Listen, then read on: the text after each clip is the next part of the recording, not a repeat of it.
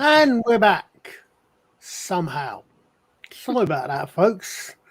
I guess this is what happens when you try using 1970s technology. Oh, so we seem to have had some minor technical difficulties there. Hopefully, we'll, I would say, get back on track, but we seem to be in that general part of YouTube which doesn't do tracks. So we were talking about 70s shows and how there's still so many. How many of the 1970 shows do you remember, or do you know that actually made it over to your side? Oh, I was checking YouTube to see if it's over there, Alex. Firefly, you might want to check that. But yeah, they a lot of them did. I know Are You Being Served did. Faulty Towers did. A lot of them though came in not through major public stations, but generally through our national public television stations. I know, like they used to have a lot of Saturday nights on the national public stations, upstairs, downstairs. Are You Being Served? And then they had some of the older ones too. There's um, Mary Hartman. Mary Hartman. Of course, the one that did get more on regular television was Benny Hill. Well, yeah. Usually later at night, but that was a special audience, I will say, for here at the time.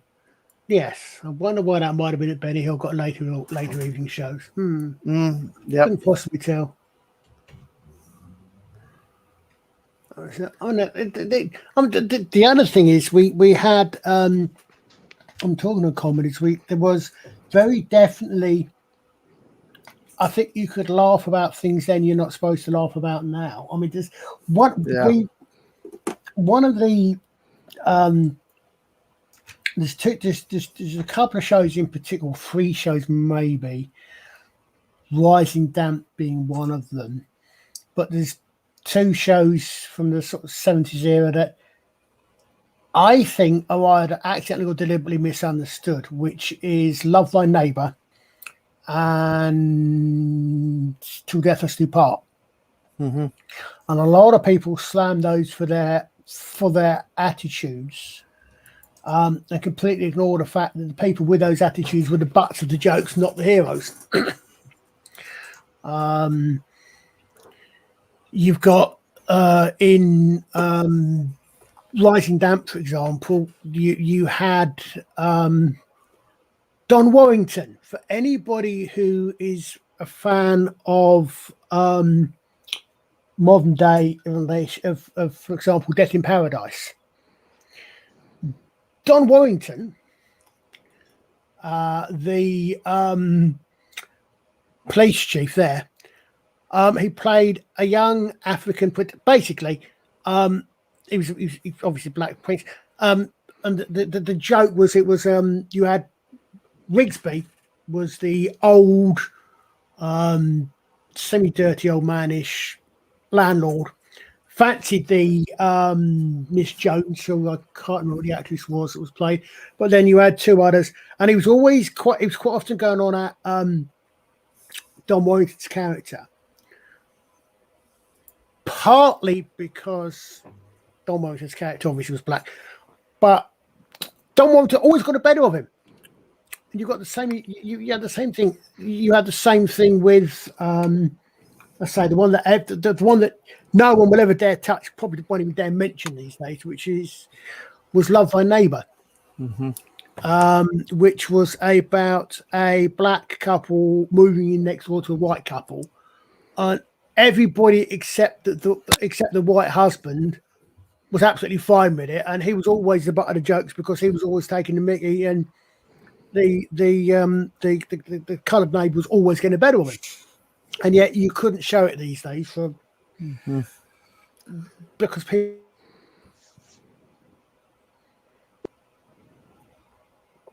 You there, Colin? Yeah, sorry, my Okay, yeah. internet cut out for about half a second. Well, from the way you're describing that show, it sounds a bit like what we had over there in the 70s and 80s. The All in the Family. I think All That in the Family was your version of Till Death Us Do Part. okay. I think was that Archie Bunker. Right. Yes, exactly. But it's a Yeah, similar thing, like you're saying. It's yeah. topic material that you really would be difficult to make this day and age. Yeah. But there's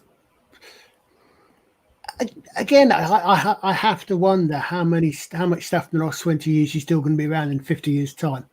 Well, Mm-hmm. if you look at the stuff in the 70s that's still around in 50 years later. Well, that's the point. Like with my wife, is she's going around trying to buy up as much of the physical media as she can. Either we buy it, or especially she hits the thrift shops, discount stores. She spent 6 hours in one day, and just browsing through the physical media because, with everything going digital, you don't know if you're going to get the original or if they've edited or revised it or changed it. Yeah. And that's and that's where, like in that case, and a lot of people have said get the physical media because it's hard enough to get some of these shows. I tell you, like we looked for getting something like Are You Being Served, but not only the price, but you got to make sure they got all these things about regions and stuff to make sure you can play it. I mean, I just want a DVD to play anywhere. I thought they were all universal, but apparently they're not. Not at all.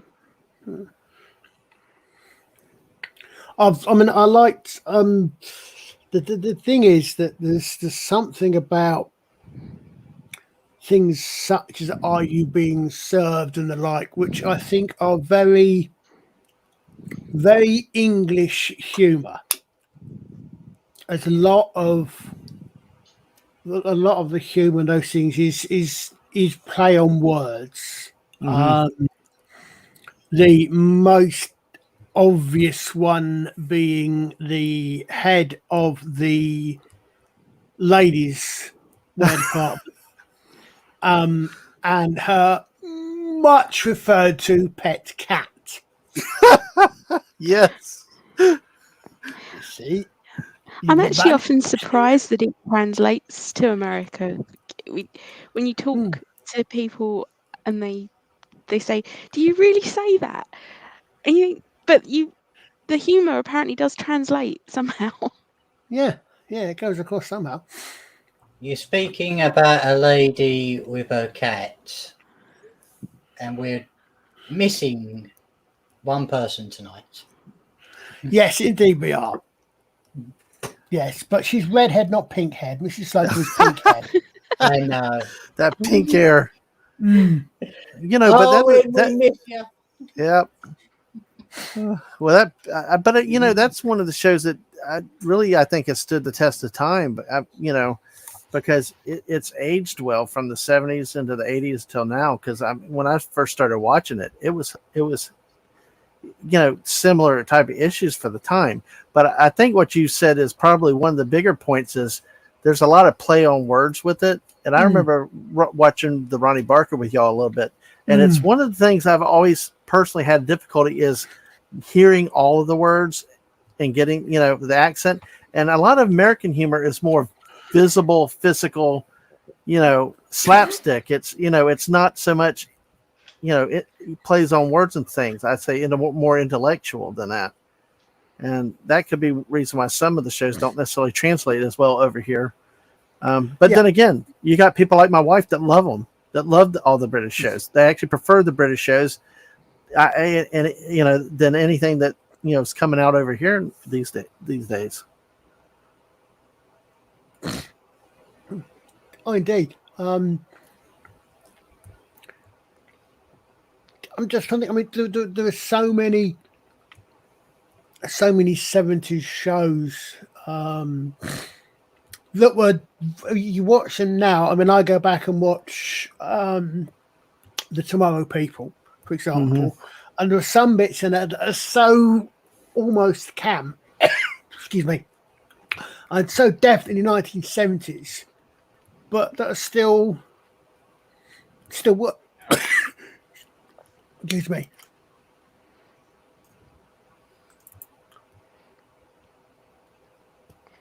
Yeah, I think that they do. They're universal stories, though, aren't they? They're not of their time as such. You get a few bits dated, but Oh yeah, people are still people. exactly. I mean, Up Pompeii is very definitely of the 70s, That's true. but it's set in 78, 79 AD. So, How many innuendos were there in that program, Colin? oh God. I'm not sure there could have been more innuendos than Up Pompeii if Kenneth Williams had been in it. That's true.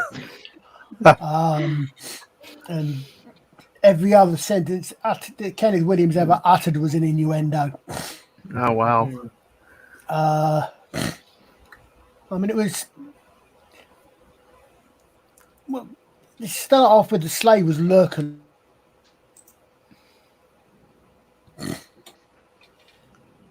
I mean, it was. Yeah, okay, Colin. Yeah, it's just the internet mic keeps dropping in and out. Yeah, I mean, there was it was that particular type of humour. I mean, that's what, again, Frank Howard was also known for that sort of humour, wasn't he? You know, it was that type of. I think again, he also had come out of sort of the almost musical tradition. Yep. I mean, we still had. I'm pretty certain we still had. Oh, what was it called? The Good Old Days. Oh yes. Was the 70s, which was literally. I mean, if you ever see, I don't know if there's clips of it available anywhere, but literally you had the audience. I think tended to dress up, but it was basically Edwardian, so early 20th century musical, and that sort of musical act, and it was obviously current day comedians and actually doing this shit, but they did it, and all the men were in evening suits, the dinner jacket and white bow tie and all this sort of thing, and the ladies in various posh frocks and the rest of it. But that was still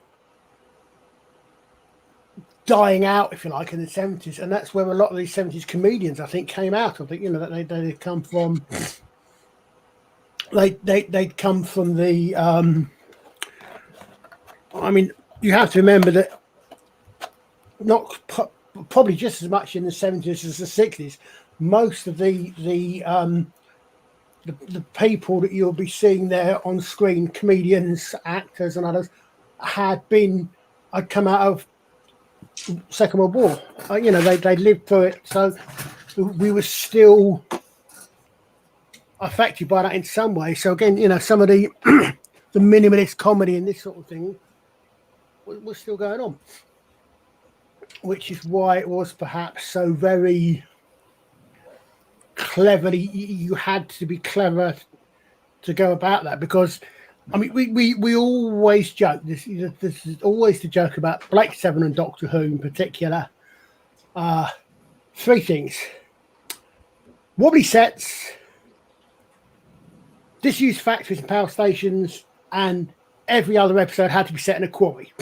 Yeah, This is true. This is true. I mean, this is the problem with new Doctor Who. They haven't been in a quarry once. If Russell T Davies wants to bring back Doctor Who, go to a quarry, through a disused power station and a quarry. Everybody loves a quarry. Well, exactly. I mean, the thing is, again, it was because a lot of it was budgetary constraints. Yep. I mean, you've only got to look at the difference. I mean, you look at, say, maybe compare The Professionals or the Sweeney with, say, Starsky and Hutch. Yes. Or what else were doing about at the time over the other side, or Cagney and Lacey and similar. There are very, there are massive there are differences, partly because of because they're different settings. They're in the perception of law enforcement, etc., or the British perception thereof. But also there's budgetary differences. And then you get Vanderbilt, which is filmed on location in Amsterdam. So, what can we say?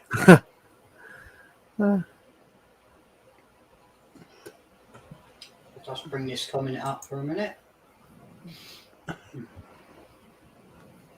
Edman, do you want to bring this up? Yes, I had actually touched on it slightly a little while ago, but yeah, the point is most of what we had from the 70s on through about the 90s was through the PBS. So you only got a limited selection of like the higher, more mainstream programs.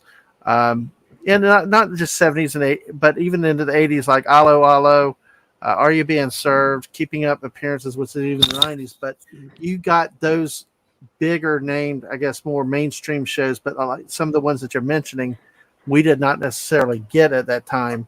But now that there's more video on demand, there's more out there that you can actually buy it and get to it now than within the last 20, 30 years when I was growing up.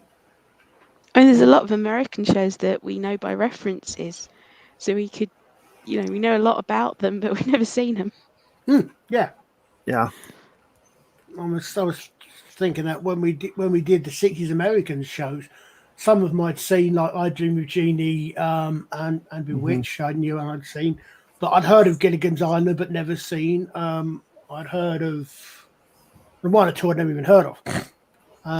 Yeah. Because like I said, the other show that really hit that did go on the mainstream channels. Well, I wouldn't say the mainstream channels, but it was independent stations.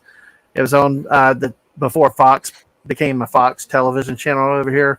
A lot of the independent stations would run Benny Hill like 11 o'clock or after at night. Now I find that amazing that all the Americans love Benny Hill. It's hilarious.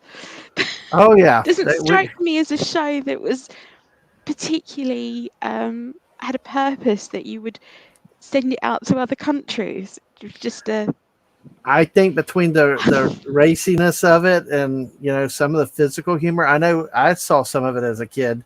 It was edited, but there were like when he's like the little guy, bald headed guy, and he's like patting him on the head the whole time, and the crazy music at the end. There's things like that I think that really got a lot of American attention. I think Benny Hill paid tribute to like all the silent comedies. Yeah. And you backing music to it. Well, I mean, the other thing we had, which we've not, I don't think we've touched on at all, looking at this, is, I mean, we had some really, really good, serious documentary TVs. Yep. 1970s, we had the World at War. We had going on. We had the likes of James Burke's Connections. We had Tomorrow's World going on for God knows how long that went on for. We had so many shows that were, because I think we had, I've extremely vague, and that was a very long time ago, but I remember my sister and I being woken up one July morning or one July evening to watch the moon landings on TV. I vaguely remember a lot of the Raymond Baxters, the James Burkes and the like, Patrick Moore doing the presentations on the moon race and the space race. We had a lot of that going on in this, obviously going on Management States, but we had a lot of that sort of scientific and technical shows as well. To the point of fact that I still want Tomorrow's World to explain to me why I haven't got my flying cars yet. We had some of those really good shows as well. And I think possibly, they may actually be linked to why there was so much science fiction in the 60s and the 70s as well. Yeah, For me, there's also some really good book adaptations. A couple of my sort of favourite Jane Austen adaptations came from the 70s era, and there's a North and South adaptation, the Mrs. Gaskell one, not the American one, that stars Patrick Stewart as the lead. So there's some, they're like mini series, but they took them seriously. They're very theatrical and they don't always play well to modern audiences because they don't like that more play type acting. They want more. There's a very difference in style. Yeah, but they're closer to the book and they're more respectful of the subject matter. well, it's something I think. I mean, we used to have like play for. I've actually got. I still haven't got round to watching, but I've got an episode of screenplay called The Black and Blue Lamp, which basically is Dirk Bogart's character from The Blue Lamp, which led us on to Dixon Dot Green, brought forward to 1970s police, and in a sort of a reverse Life on Mars, if you like. You know, we had that. The BBC did have that theatrical background as well. As you say, a lot of the plays. Again, I Claudius, which I think was the late 70s. Fantastic. I mean, you look at all the characters at Derek Jacobi, John. I mean, I had 1976. It says here. Good. I mean, I had when I can't remember. We had I mean, when you get that scene in the name of the doctor, not the name of the doctor, at the very, very end, where you get this character turns around and it touches John Hurt as a doctor, and I go, shit, look, hold a second, we can have Claudius and Caligula as the Doctor and the Master. That's the biggest missed opportunity as far as Doctor Who's concerned. I know, tell me about it. I mean, yeah. You should have had them together. Yeah, but definitely. Yeah, but again, that was very. I mean, you really look at it, again, a very theatrical, you should say, a very stage play production. I can hear some echoing going on there again. You know, again, as you say, very, very. But some of the BBC was historically, the BBC was very, very good at. Yeah. I actually did quite like the American version of North and South. I thought it was quite a good. The first couple of series, I quite enjoyed those. It's a different show, though. It's very. It's not the same book. Oh no! I'm aware, but it's weird. You look it up. You look something up, like North and South. If you put North and South Book 1 or Book 2, it does the John Jakes things. If you don't do that one, it brings up the Elizabeth Gaskell one first of all. But yeah, it was. But there was some. You're right. I think play style, stage style dramas is something the BBC did a lot of as well. And again, they were very good. It wasn't a choice. It was just the way they did it. Sorry, Devin. Go ahead. Oh, no problem. Yeah. No, you go ahead. You're the guest. No, it's not. That was just how they made shows at the time. And the styles changed, and people tend to prefer the later style. But the actual quality of the way the story was written and the acting is actually better in the older ones. Mm-hmm. Well, and Mrs. Dabman Walking makes up a point too that I forgot earlier, is that on those PBS stations, some of the dramas that you're mentioning, we did not necessarily get them regularly, but they came in individually through something they called Masterpiece Theater, and that's where the dramas came in. And they would usually rotate them, so you get an episode every so often. It was like a featured drama, and in addition to the standard comedies. I always just assumed that was an actual show because I've heard people talk about Masterpiece Yeah. Theatre, but They have some that I think were series type things, but then I think others dramas came through. So it was a set time frame, a set show is what they call, but usually it was not Masterpiece Theater. It was some series that was made that filled up that block till it was finished running.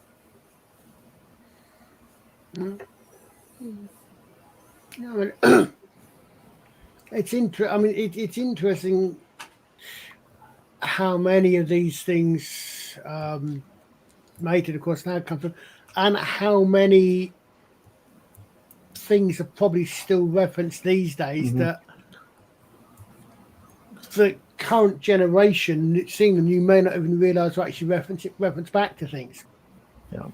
Well, one of the ones I forgot to even talk about earlier is still around.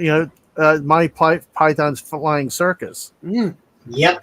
That had a huge effect. That was one of the standard ones on the PBS stations, but not that for what they did outside of that. The movies that extended from that and everything else just became a cult classic over here, and they just it took on a life of its own. And people still look back to that day with John Cleese and a lot of the others that have moved on to other roles and productions that they've done. Well, again, going back to the 70s, how many of us in various streams that we all tend to have a lot of streams or types of scenes, how many of us over the last few months have been in a stream where someone's typed in Avon Lives? Yep. Yeah, I mean, how many of us are in that one? That's one character from one show from the 70s. There was only ever 4 seasons. It was supposed to be about Blake, right? But it was more Avon in it. everyone liked Avon. Yeah, exactly. The anti-hero, as I call him. Exactly, yes, he was, exactly. But, I mean, as I say, 4 series, 4 seasons, and 2 of those without the titular. In 2 of those, the titular hero only appeared in the last episode to be killed off twice. And 40 years later, we're still talking about it. We're still quoting characters from it. They've tried to get a new series off the ground and remake it, and that several times over the years, and it's never really come about. But it's kind of like copied in things like Firefly and Lots of. Well, they did it. There is a remake with Colin Salmon and a few other people, which was okay, but wasn't a patch on the original. But yeah, I mean, again, I think that's something that you couldn't be remade. I mean, they try. I mean, Mark's mentioned Red Dwarf. I mean, they tried to do an American version of that. I've never actually seen it, but I gather it didn't last long. Well, it was a complete failure. That was Louise. Well, we tried. John Larroquette was in a ripoff of. I'm sorry, and I call it a ripoff of Faulty Towers. They had something very similar, the same concept idea, but it was just did not. It fell flat. I think it may have made 2, 3, 4 episodes. Because when they fall here, they fall hard and quickly. Yeah, you are very, very vicious. Your market is very vicious. Possibly thinking about it because, of course, the BBC, as is becoming a major factor now, doesn't actually have to make money. Yeah. So if something was a slow burn, I mean, you look at Blake 7, I think you get into about episode 4 or 5 before you've got the whole crew together. Mhm. Yeah. So Colin, someone's got. can I just say something about the BBC back then? Yeah. They took a lot of risks and it all paid off. Well, oh yeah, exactly. What I was going to. Exactly what I was going to say. That they did it. That they could afford to have a show that we've got 13 episodes, and if it doesn't pick up after the first 3 or 4 weeks, Whereas if you're an American thing, 3 or 4 episodes, we're not getting the viewers right. Can it? We won't give it a chance. It never gets a chance to pick up. Mhm. I think that is one advantage, perhaps, of the BBC being taxpayer funded, for all the controversy and all the complaints that it gets nowadays, quite justly, I think. That there's that one difference is that it didn't have. It was certainly back in the 70s, the 60s and 70s. It didn't have to make money. I mean, would Doctor Who have survived if they'd had to make money? No. I don't know. A lot of people liked it, and they Oh, yeah. were well-written stories. What we're getting now isn't. Yeah, So, well, exactly. if they had to make money in a model where they had to make money, I think they probably would, because they did have the audience. Yeah, I think they Which probably. now, there's very few things that are new that are very good.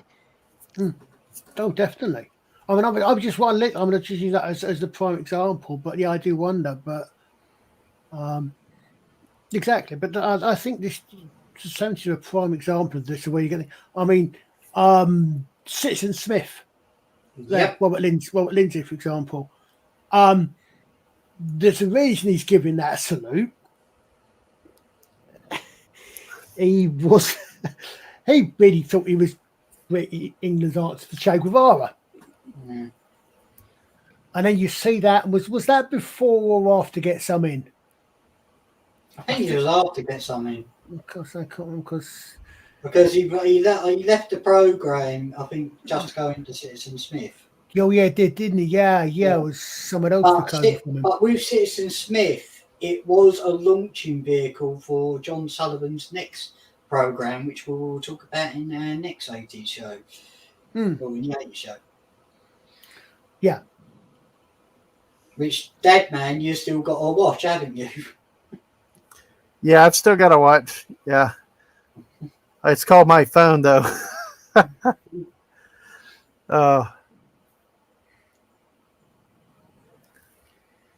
Okay. Colin, shall we bring up the TV show Minder if anyone's vaguely familiar with it? Yeah, I always used to watch that growing up. Yeah, I must say it's good because I didn't. I'm aware of it, but it was never. It's odd. It started coming in. Well, never one that. With Minder, it was like a thank you to Dennis Waterman for doing the Sweeney. Yeah. Which gave him his own launch vehicle now. But if it wasn't for George Cole stealing the show, right? Yeah. Then it wouldn't have been. It would have only last one series. Yeah. But they tried to give him a spin-off, didn't they? I don't know. I'll have to look into that one. But all I know is that, did you know this, Louise? Dennis Waterman and George Cole starred in different shows together before Minder. And there was one episode of The Sweeney they starred in which had John Hur in it. Which I'm very familiar with. Wow. It's called The Tomorrow Man. No links, Colin. No, but I mean, we didn't have the sort of star power that the American shows. We didn't put people up on pedestals. They were only as good as the show they were in. So they could be in a recurring role in one thing, a star in the next one, and a bit part in the next one. It's only in sort of recent years. That's why every time someone sees Ian McShane, someone in the chat, if they're English, goes, "Oh, Lovejoy." Whereas everyone else is going, "Oh wow, he's such a great actor," and like, well, of course he is, but he's Lovejoy, and always will be. Yeah. Yeah, and he's even admitted it, isn't he? he can never shake off that role. Well, It's the natural reaction of the English people is just to associate that person with the show you happen to like them in, even if you know they've been in all sorts of other stuff. Well, yeah. Well, I mean, no less a person than William Shatner has said, if it wasn't for Captain for James T. Kirk, he wouldn't be where he is today. That's true. He's associated with it, and he's come to terms with being associated with it. Well, none of them were prepared for the reaction to the role. Yeah. It was just another show that they did. Yeah. Now they expect it or are told to prepare for it, but back then, there wasn't that kind of following. No. Well, you didn't have anything like the internet or anything similar in the way of the communications and backup either, did you? You might have had a fan magazine that someone typed up on a typewriter at home and a dozen people subscribed to or something. Yeah. You might have got for kids stuff. You'd have got Looking, which was TV time for kids, but wasn't. Of course, it was basically. I had that. I had most of the issues of that. Yeah. You got that coming. But that's about all you sort of had. You had maybe writing you wrote a handwritten letter to the program, and maybe 6 weeks later you got a reply back. Yeah. That was all you had. You didn't have this thing that we've got now with the instant fame. Yeah. Yeah. This is what we were saying before, but a lot of the Star Wars people are English.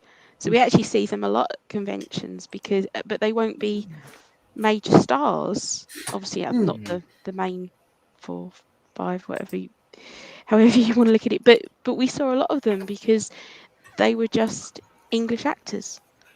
Yeah. But that's still occurring to today. Because I know not just our movies, but our television shows. The Walking Dead. I mean, I couldn't believe Rick Grimes was a British actor. I'm like, what?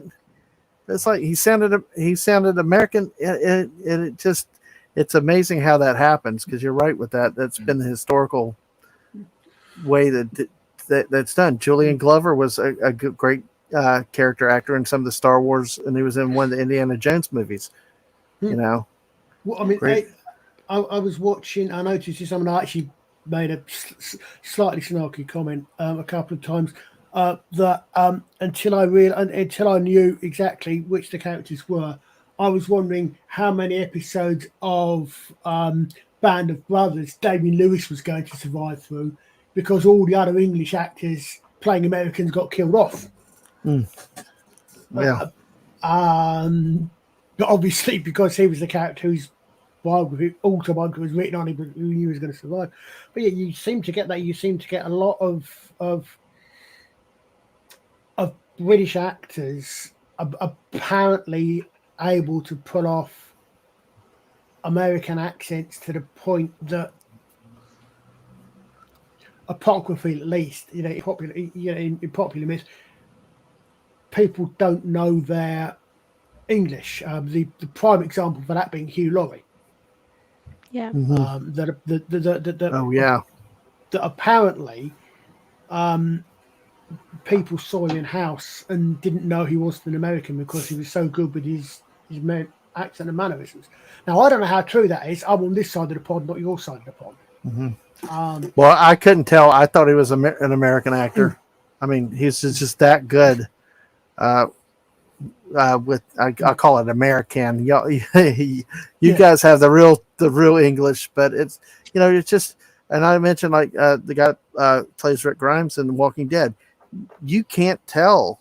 I mean, maybe once in a while if they slip up slightly, but when they're going in the course of the dialogue, the good one, you really can't tell with the good ones. And it happens all the time. I mean, like Louise had mentioned Star Wars, but it's not just that. It's all kinds of movies. When you finally start to read the biographies on the actors and actresses, you find out they're not even American. Yeah. And there's no problem with it. I mean, if they're talented, they can do it. It's all, it's just striking when you look at it. It's bad enough we got to rip off the show ideas. They're ripping off the actors.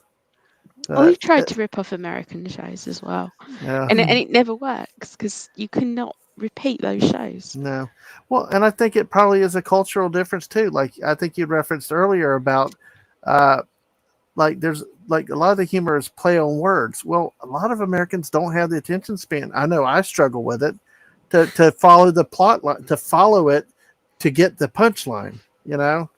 Usually a lot of times we want an immediate like reaction or something. Somebody falls down the stairs or something like that, and that might be a reason why that what works here doesn't work there, what works there doesn't work here. Because I know since I've been married, watching these shows with my wife, that we have differences in the way we view things, what we like to watch.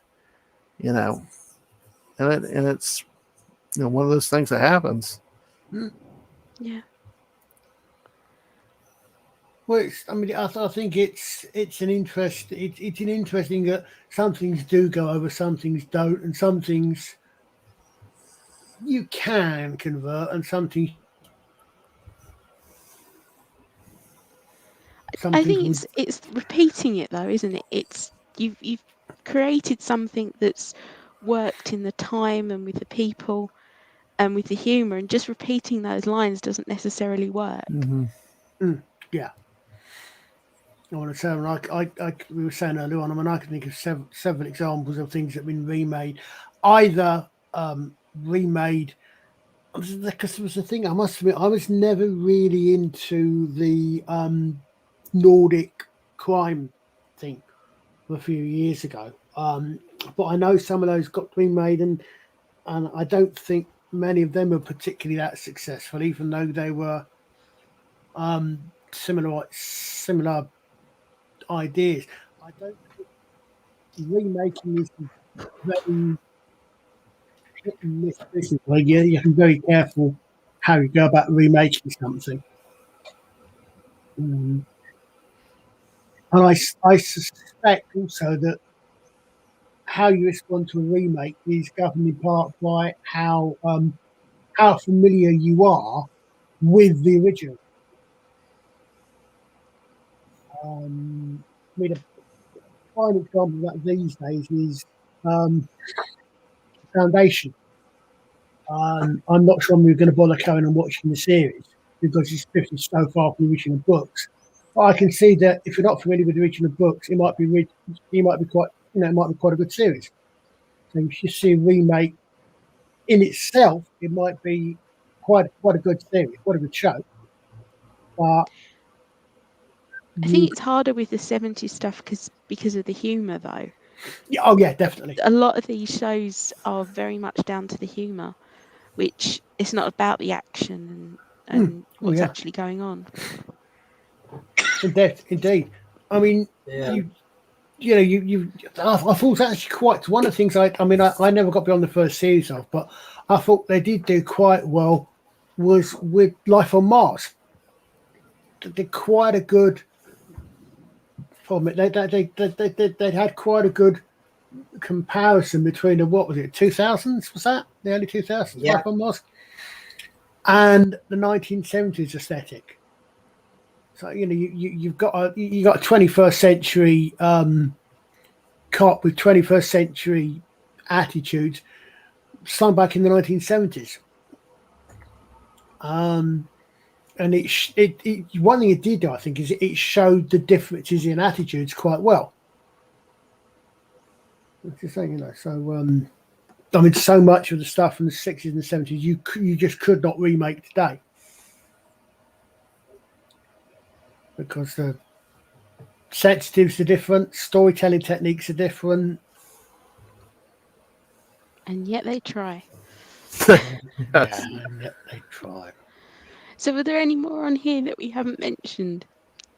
The New Avengers. Yeah. Gareth Hunt John Maloney as John Lumley. Birdie was Yep. unbelievable. Yep. Interestingly, Doctor Who connection of sorts. There was. Do you remember the seventh Doctor episode, Remembrance of the Daleks? Yes. Ace and the baseball bat. Mm-hmm. The supporting cast in that,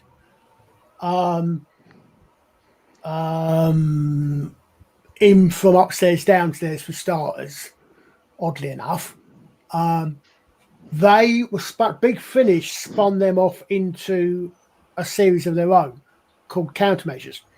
And what they did is they're very clever. They split it and they had a gap. And literally, the first Countermeasures seasons are set in the 60s and they are kind of the Avengers. They take a 10-year break and it becomes the new Avengers. It's quite deliberately interestingly done.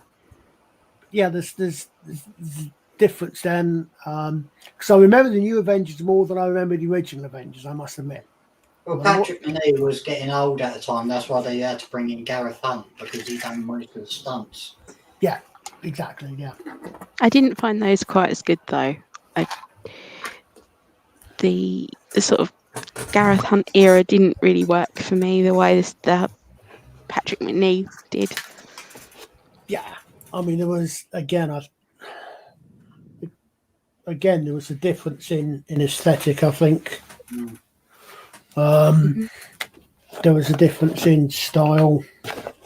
Which to be honest, there had to be. Yep. And the new Avengers went into the Professionals, I think. Yeah. The Professionals was an unbelievable show. There's some episodes that can't be repeated today. But it had a great theme tune, I've got to admit. One of the best. I remember. I really, really wish I could. I keep occasionally trying to look to see it, but I think Mike Yarwood. I think it was Mike Yarwood. It was certainly one of the back in the 60s, 70s, and 80s where we had impressionists in their shows.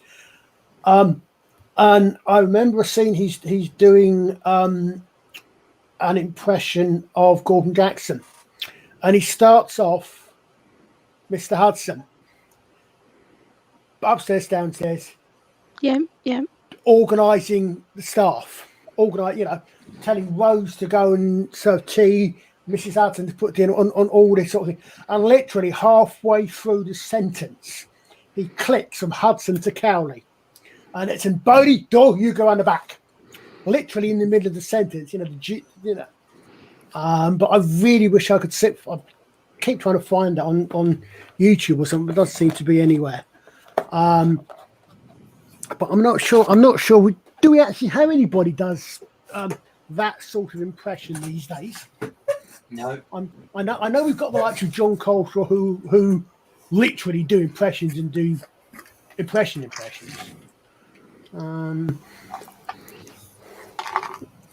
Also, back in the 70s, there was a lot of entertainment shows.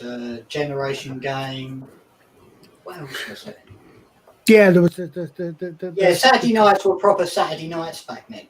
Yeah, they were. We won't mention a certain someone, but all I can say is that Saturday nights were pretty entertaining. I know I was born in '84, but it was very interesting to watch for the family to get round and enjoy. Well, also at least here the entertainment options were limited. You didn't have as many movie theaters.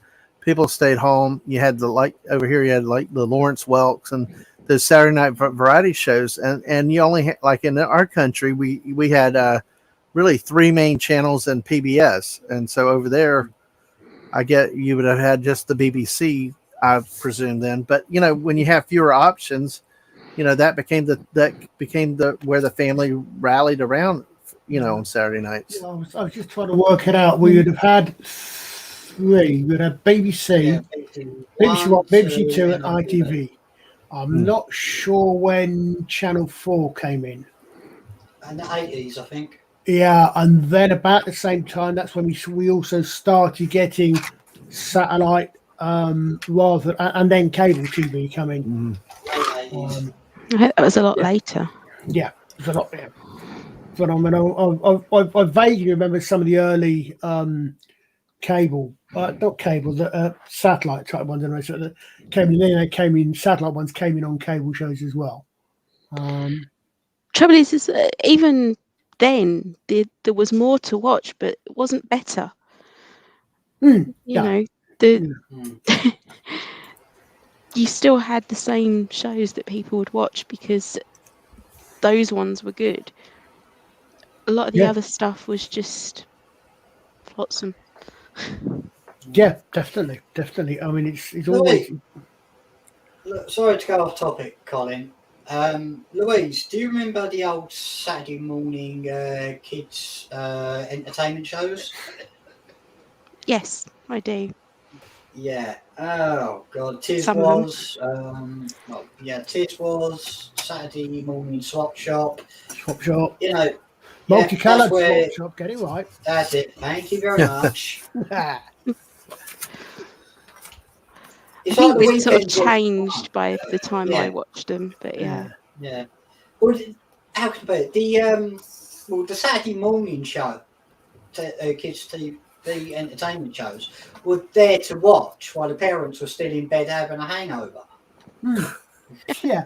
Well, I mean, Yeah. you said I go back a little bit earlier than that, and in my case, it was banana splits. Oh wow! Oh yes. Yeah. Yeah. I go back to the banana splits Saturday morning and things like that. A lot of them are stuff were American rather than English. I think we hadn't quite got we hadn't quite got that because I mean I was in my 20s during the 80s, so I was in my 20s by the time you were born, mate.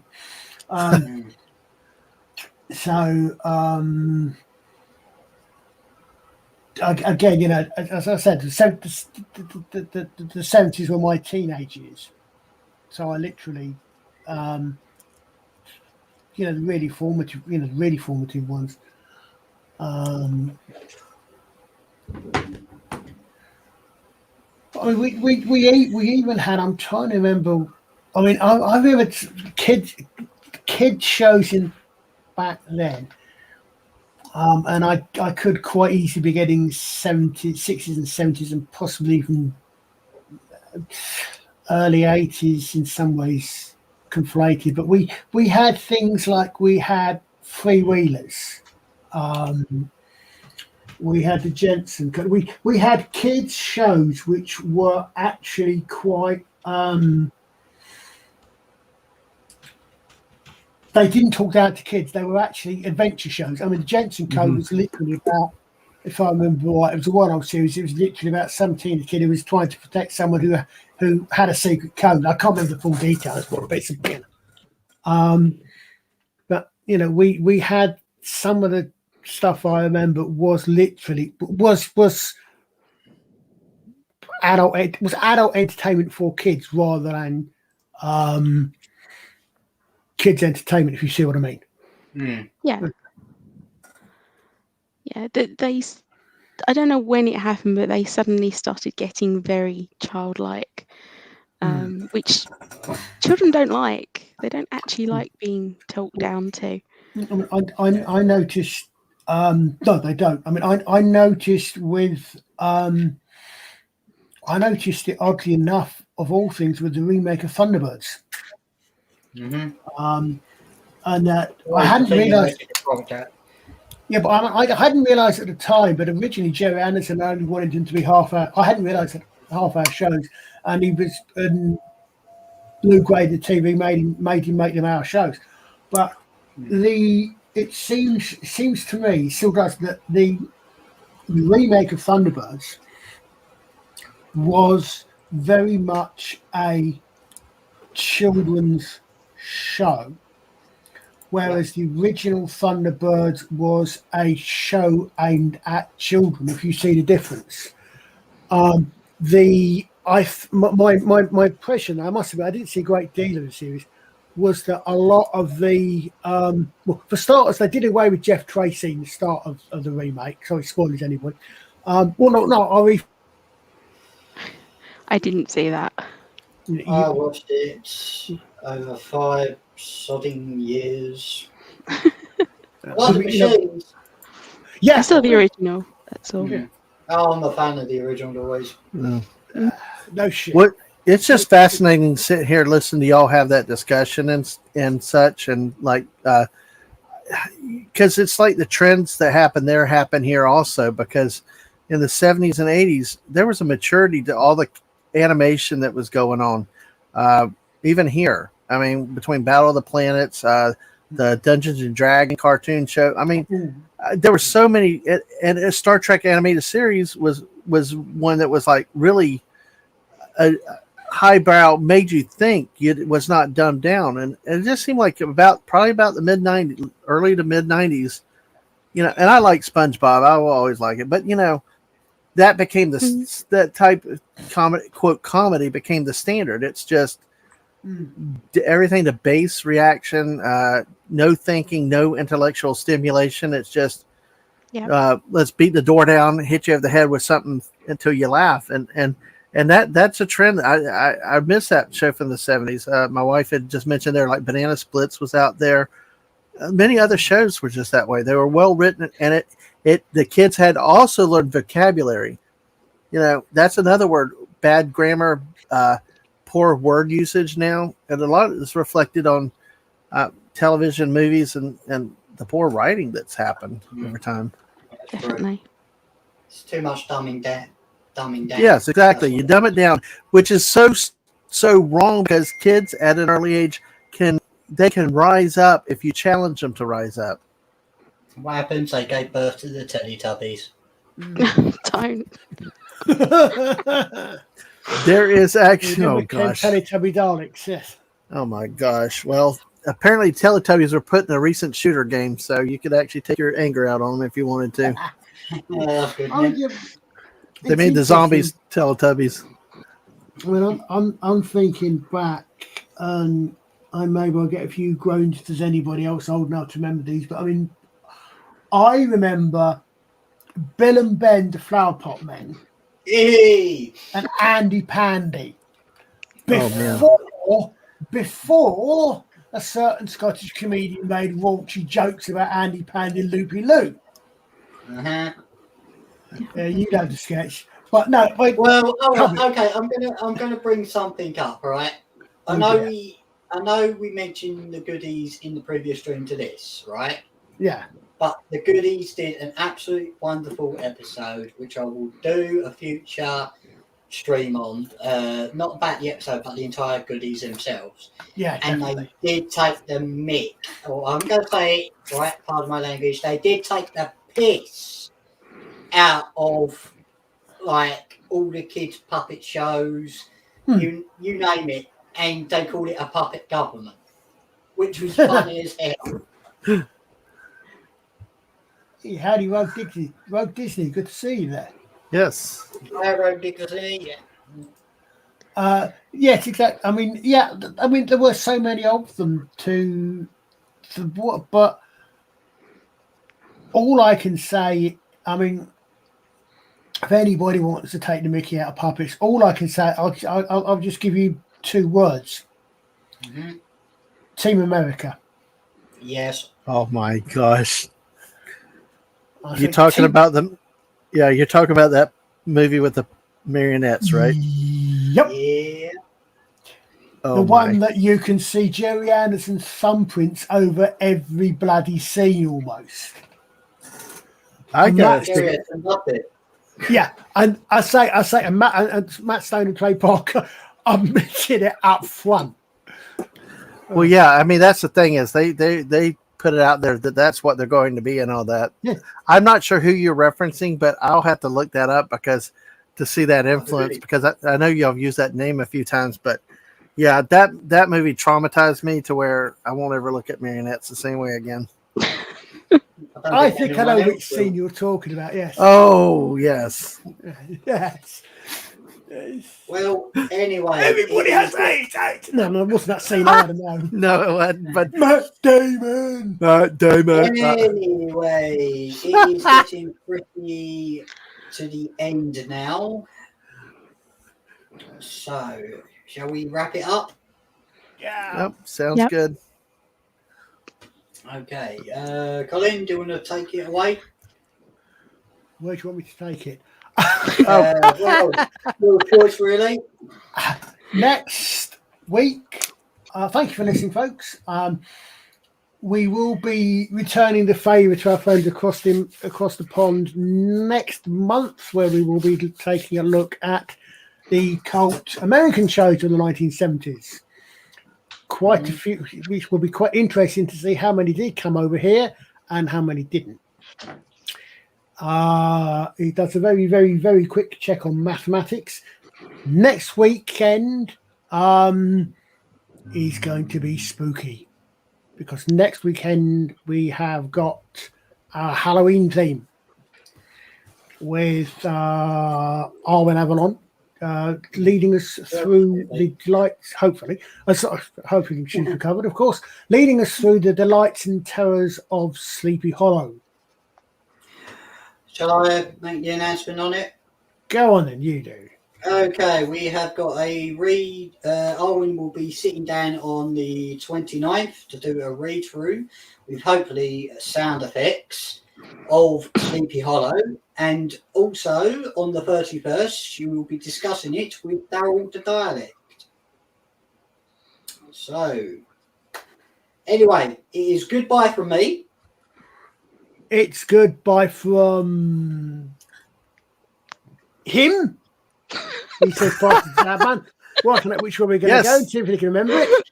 I will say goodbye and hello, and thank you to Louise for being here with us. It's charming to have got to meet her and spend some time here with her.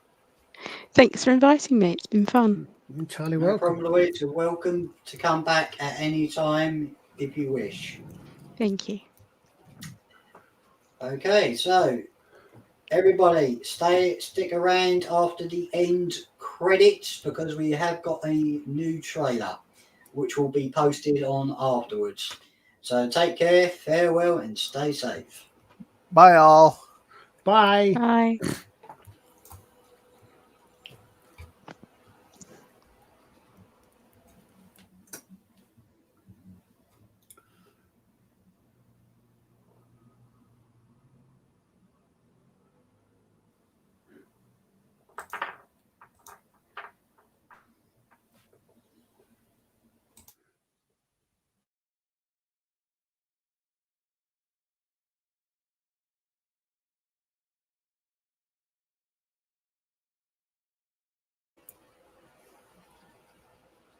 What the bloody hell happened there?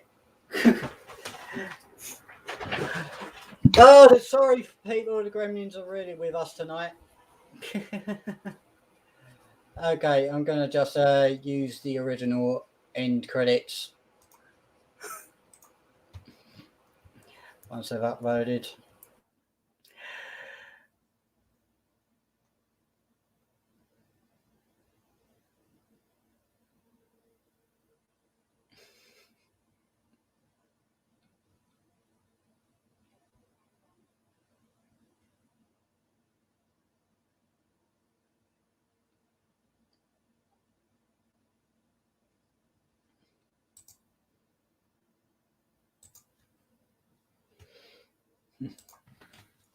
Do you know what, Colin?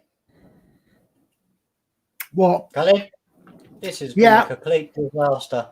It's okay. It's a learning process, you know. Hey. I thought I got this down to a T, but the end credits don't want to bleeding know. We could have Archer just sing a song on the outro. Just Archer, sing us out. Oh dear. Oh dear.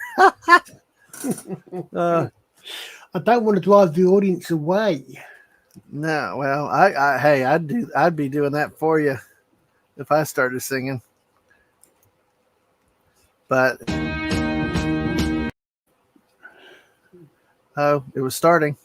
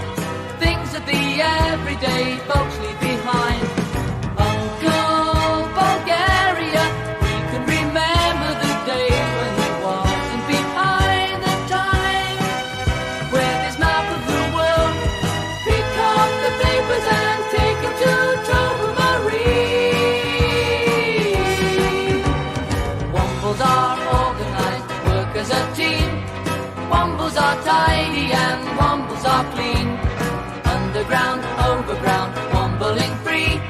The Wombles of Wimbledon.